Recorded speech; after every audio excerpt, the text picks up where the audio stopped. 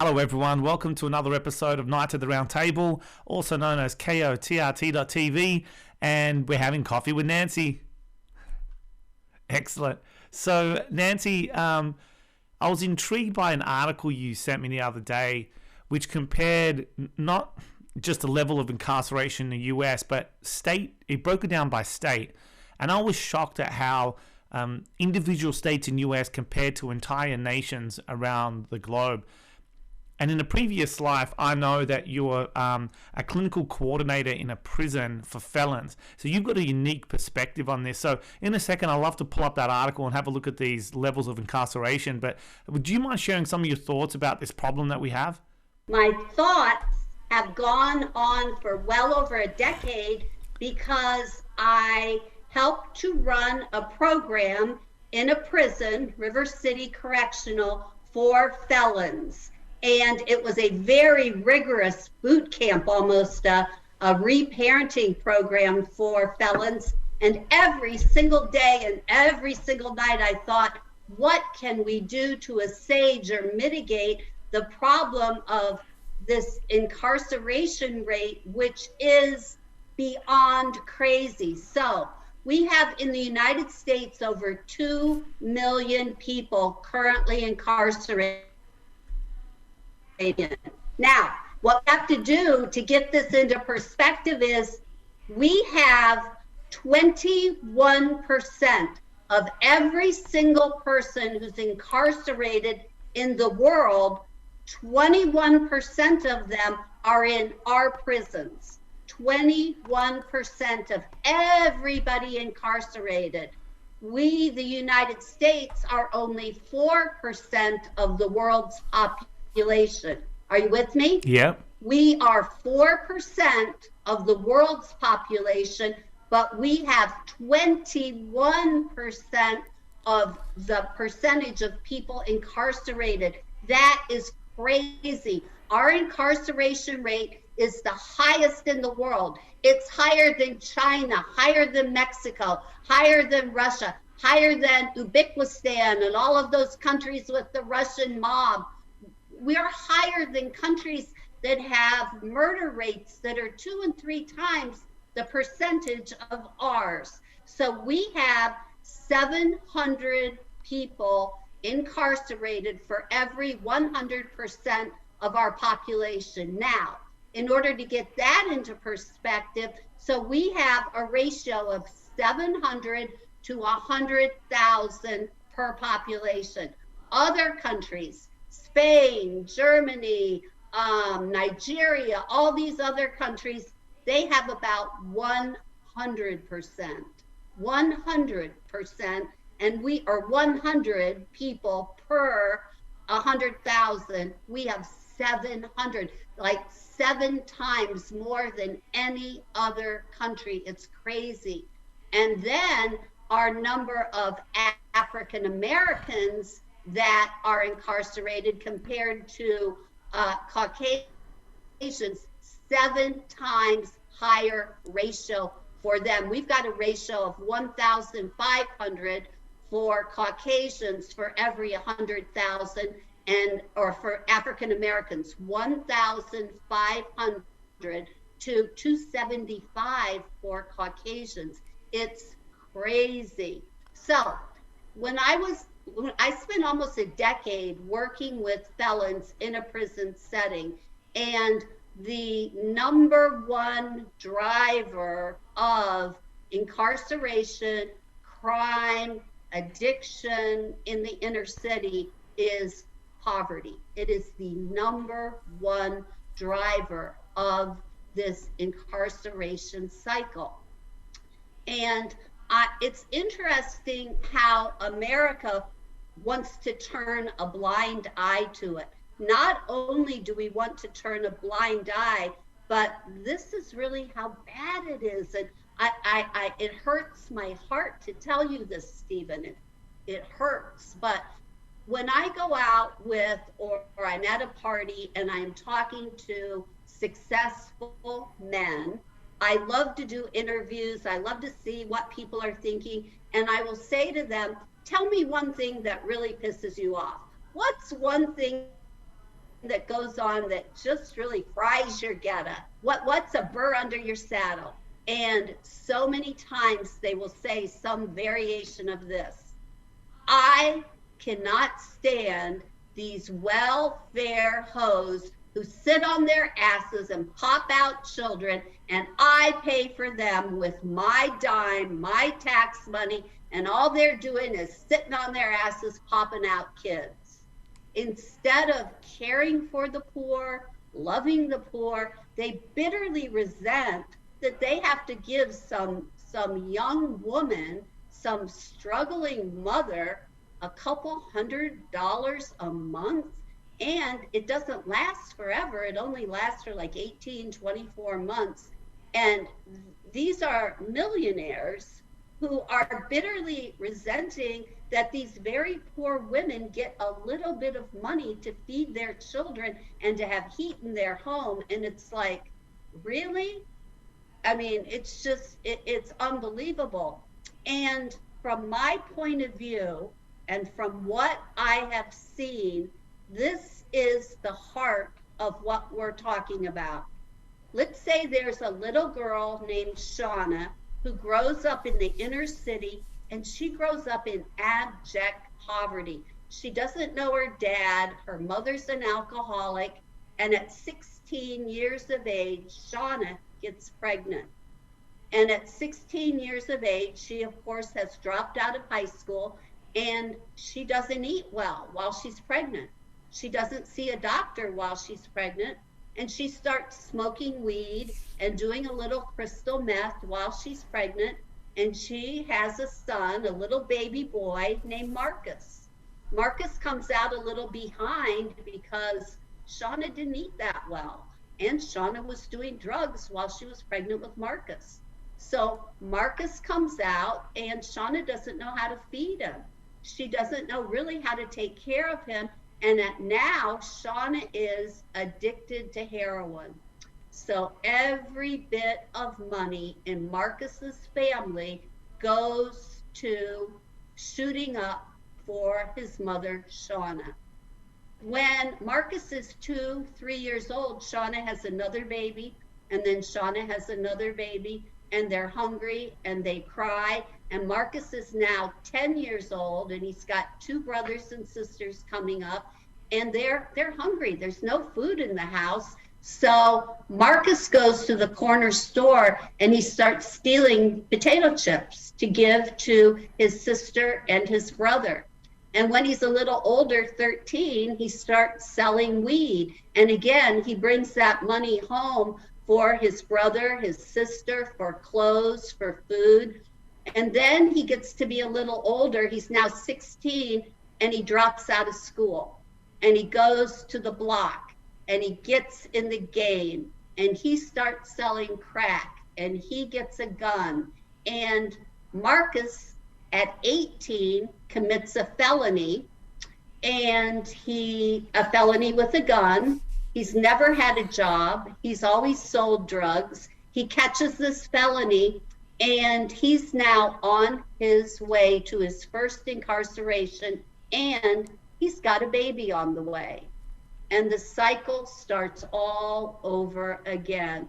When Marcus gets out of jail, let's say he's in the state prison for 2 years. When he gets out of jail, he's got a felony, a gun charge. He can barely read. He's got no GED. He's got a child.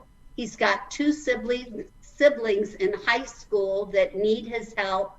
He's got a sick mama, a sick auntie, a sick granny, and all of them look to Marcus to take care of them. Marcus can't even get a job at McDonald's. He can't read. He's got a gun charge. He's got a felony, and the cycle starts all over again. That is what drives crime. I often ask my men in prison, I would say, and we need to say this. I say this with love and not with a pejorative tinge, but the dumbasses on the corner, the drug dealers, the low end, they can make $100,000 a year, and that is non-taxable. And I would ask these men, how much would it take if I could get you a job? How much would it take that you would say, you get me that job at that amount of money and I'm never going in the game again? How much money would it take? And they say 45,000. Some say 50. They're prepared to take a bit of a pay cut, huh? But you know why? They know they're going to get shot. They know they're going to get shot. They know they may be killed, and they know they're definitely going back to prison at some point. So yes, they would, in a heartbeat, they would trade that for a job. Stephen, if I could tell them, I am going to get you in an apprentice program and I'm going to make you an electrician. I'm going to make you a plumber. I'm going to make you a welder. I'm going to make you a certified master mechanic. They would get on their knees, Stephen, and they would kiss my feet. They would be crying, but they are cut out of the pie. They're cut out of any ability to support their family, support their children, their aunties, their babies' mamas. They have literally no alternative but to go back to doing what they do in order to help their family and themselves to survive. There's a lot to be said about having a skill, a trade, and more of a purpose in life, right? I think that goes a long way for people to feel fulfilled. And then obviously with that becomes a completely different lifestyle. Now, here's a very sad thing. Being in the systems, state of Ohio, Hamilton County, being inside the system for a decade, we know that vocational training, getting these men employment, we know statistically that will stop recidivism or repeat offenses. We know that. However, the FBI, the DEA, the ATF, the criminal attorneys, the defense attorneys, the bailiffs, the court reporters, the judges, the criminal prosecutors, the bail bondsmen, the sheriffs, the police in any city, all of those people have their jobs built on the back of crime. Every single one of those jobs is dependent on criminals committing crimes. And so there is, we have to add, one of the largest employers in the state of Ohio is the Ohio Department of Corrections. So if we did away with crime, we would have to cut the police, we would have to cut the sheriffs, we would have to cut the judges, we would have to cut the public defenders, we would have to cut the criminal attorneys, FBI, everybody would. So we do not have a vested interest in cutting that insane incarceration rate in the United States of America. We like how the system works just fine. Lock them up, forget about it. So by the sounds of it, we've got two major causes to this. One, the system itself seems to be incentivized for even privatized prisons. That says it all. There's an incentive there to have the lobbyists make sure that there are enough judges locking away people, right? And then there's the other side of it, which is the poverty, which is going to breed more poverty and more crime. So it sounds like we've got a couple of things that we need to address. So Nancy, I've got a question. The main thing, yeah, go on. No, I was going to ask, like, a couple of things that we would need to do would be, one, take away the financial incentives for incarceration, and then secondly, have a foundation within our society to enable everyone to be able to have nutrition, education, healthcare, some fundamentals, which potentially could break that cycle. And specifically what we need in education is we need to have in the inner city vocational training where young men can come out of high school, go into an apprentice program to become a plumber, a welder, an electrician. Those inner city children, they need to have a career path where they can support themselves with a living wage. It's interesting you mentioned that, Nancy. So I've visited a couple of manufacturing plants in Germany, and the key to their success was the empowerment of vocational training and employees that were on apprenticeships. They would bring them in and they would empower them in their departments within the manufacturing plant like they were running their own businesses. And they would invest a lot of time in that vocational on-the-job training and apprenticeship. And these are the most successful manufacturing plants in Germany. So there's a lot to say about the way things can be managed in terms of a trade or vocational or on-site training. Some of the best manufacturing plants in the world use that methodology when it comes to bringing up people from within their ranks. So I'm a big proponent for sure. There was one stage where when I finished school, there was a lot of pressure to go to college or university. But to be honest, that wasn't where my heart was at, right? So if I got to do it again, I would have went to a tech college. Yeah. Isn't that interesting? Yeah, it's very interesting. I've loved it. Nancy, it's always great having you on, getting your perspective. There's actually, before you do go, do you mind if I just pull up the article that you sent to me? Okay, I just want to bring it up so we can have a look at it together. 1 second. So for everyone that's watching, what was this titled, Nancy? Let me bring it up. Okay, so what you're looking at, and let's just have a look at this. So prisonpolicy.org, and this is data from 2018, and what we're going to be looking at in 1 second is the amount of people that are locked up per 100,000. I believe that's what it is. Let me just double check. Yep, so this is comparing incarceration per 100,000, and Oklahoma is probably the worst in the world. Unbelievable. Yeah, the worst in the world. Yes, and your face says it all. Oh, the state of Oklahoma is the worst in the world. The United States as a whole is the worst in the world, but that is the worst of the worst in the world, which would be the United States of America. Correct. So when you look at it, I had no idea Oklahoma, Louisiana would be the worst. And then as you go down the list, you see all the different states of the United States.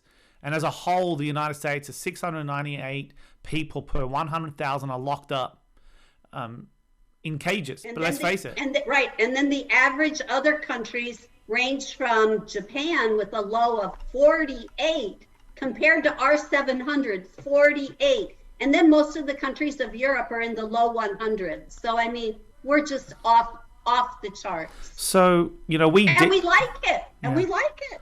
Because we've got the African American male under control. It is very racist. Well, look at places like Saudi Arabia, 197 per 100,000. Nothing compared to us. Nothing. We're 6 times higher than they are. And Canada, 114.